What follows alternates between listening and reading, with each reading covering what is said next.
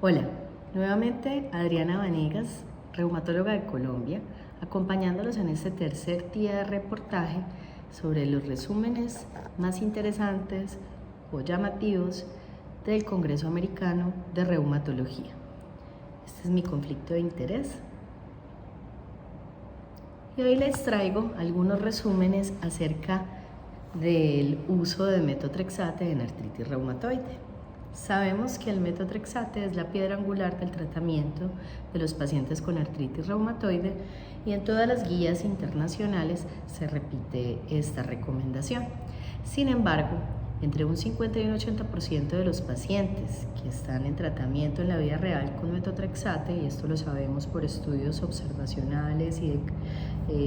cualitativos y también por estudios aleatorizados comparándolo con otras moléculas, que este es el porcentaje de pacientes que no cumplen con ese tratamiento. Esto muchas veces pasa por temor a los efectos adversos, por intolerancia gastrointestinal, también pues ya por efectos adversos mucho más importantes como son la elevación de transaminasas o porque tengan enfermedades concomitantes que les generen insuficiencia renal y que tengamos limitaciones para usarlo. Sin embargo, sabemos que bien tolerado y bien usado es un agente estratégico en el uso tanto como monoterapia como en combinación con otros medicamentos modificadores de la enfermedad convencionales o en el uso concomitante de fármacos biológicos o de moléculas pequeñas. La dosis con la que se recomienda iniciar en la mayoría de las guías es de 15 miligramos semanales y que se pueden usar en dosis ascendentes hasta 25 o incluso 30 miligramos semanales. En la presentación oral, con algunas estrategias para disminuir esos efectos adversos como la toma en intervalos menores a 24 horas, fraccionadas el mismo día de la semana, o a veces preferido por ser más cómodo y porque tiene una mejor biodisponibilidad, como lo estamos viendo en esta gráfica, en pacientes su uso subcutáneo, sobre todo cuando hay esa intolerancia o hay incluso ineficacia, porque por el aumento en la biodisponibilidad también se ha encontrado que puede ser las mismas dosis más eficaces en pacientes que ya se han considerado con falla al medicamento oral o pacientes obesos polimedicados y que no tienen ese cumplimiento, siempre asociado al uso de ácido fólico. Entonces nos encontramos en este congreso con estos dos resúmenes sobre la continuidad del metotrexate en ciertos escenarios en los que nos preguntamos, este paciente con artritis reumatoide que está en remisión de la enfermedad, ¿debería continuar el tratamiento con metotrexate a pesar de estar en remisión ya por un tiempo sostenido? Este estudio noruego del resumen 2542 mostró los desenlaces a 3 años clínicos y radiográficos de la continuidad de dosis estables de metotrexate comparado con dosis que se reducían al 50%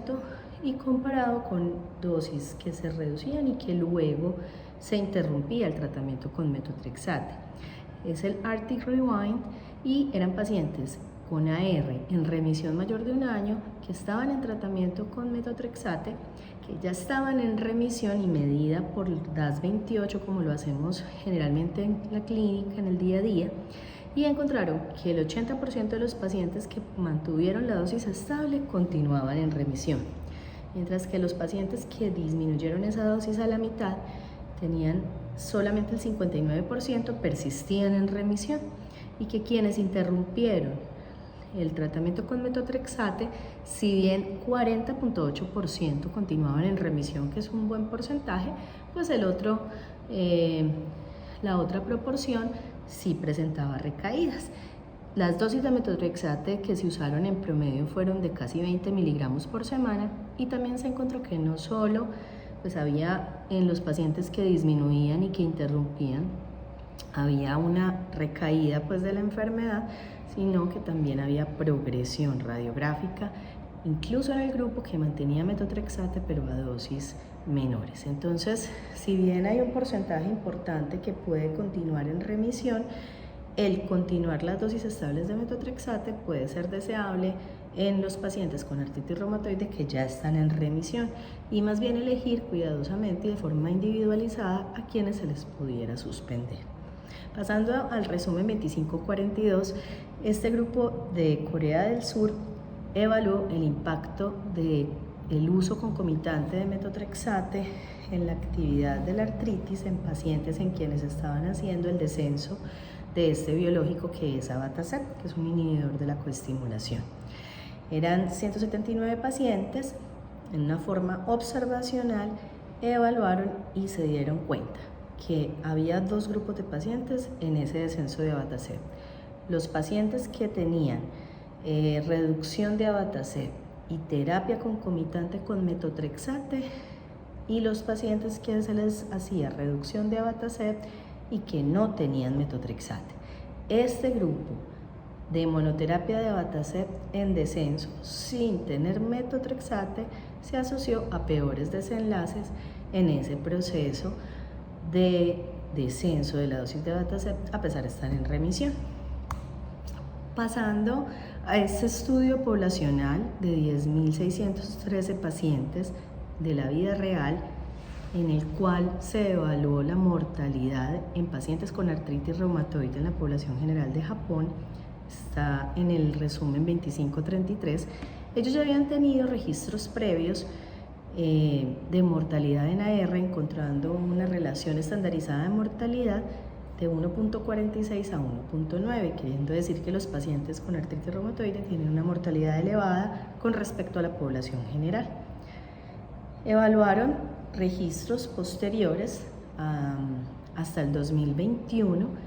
en pacientes con duración de la enfermedad de 10 años, la mayoría mujeres, edad de 57 años más o menos 14, describiendo tres posibilidades de relación de mortalidad estandarizada. Si se asumía que el 30% de los pacientes que se perdieron en ese seguimiento no habían tenido ningún evento que los llevara a muerte, la razón de mortalidad era 0.92. Sin embargo, asumiendo que esos pacientes habían tenido el peor desenlace, que era mortalidad, la razón de mortalidad les daba de 1.57 a 1.68, que era más o menos equiparable a lo que ya se traía de razón de mortalidad en esta misma población en estudios previos. Es decir, que la mortalidad permanecía constante. Sin embargo, llamativamente, las causas de mortalidad en este caso fueron malignidad en el 28% de los casos, enfermedad pulmonar en el 22% de los casos y enfermedad cardiovascular en el 12% de los casos, cuando anteriormente y siempre hemos tenido presente que la mortalidad cardiovascular es la principal causa de muerte en pacientes con artritis reumatoide. Entonces, este estudio es interesante, es en población japonesa, es observacional, pero nos muestra un panorama que de pronto va cambiando en cuanto a la mortalidad en pacientes con artritis reumatoide. Los factores que se asociaron con aumento de la mortalidad fueron el sexo masculino, el tabaquismo, los pacientes de mayor edad, los más activos, los que tenían mayores índices de alteración de la calidad de vida, uso de glucocorticoides y enfermedad pulmonar intersticial. Y la disminución o los factores que se asociaban a una menor mortalidad eran el uso de metotrexate y el uso de terapias biológicas. Interesante entonces estos desenlaces en otras poblaciones que tendrán que ser reproducidos en nuestras poblaciones para poderlos extrapolar o para poder estar seguros de que también aplican estos desenlaces. Les agradezco mucho entonces la atención y los esperamos en este simposio Reuma Times con nuevos resúmenes y nuevas informaciones desde el Congreso Americano de Reumatología. Muchas gracias. Reuma Times.